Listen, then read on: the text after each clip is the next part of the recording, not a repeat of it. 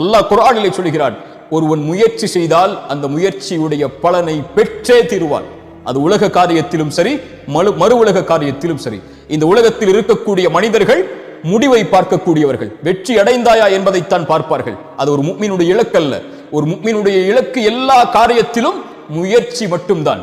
எல்லா காரியத்திலும் முழு மூச்சோடு உடலை தயார்படுத்துவதாக இருந்தாலும், உள்ளத்தை தயார்படுத்துவதாக இருந்தாலும், தன் குடும்பத்தை தயார்படுத்துவதாக இருந்தாலும், தன் செல்வத்தை தயார்படுத்துவதாக இருந்தாலும், தன்னுடைய சமூக அந்தஸ்தை உயர்த்துவதாக இருந்தாலும், ஈமானுடைய காரியங்களிலும் மறு உலக காரியங்களிலும் உலகத்தில் யார் அவர்களோடு வாழ்ந்தாலும் அதில் 10ல் 1 அவன் ஒருபோதும் வாழ்ந்து மடிய மாட்டான்.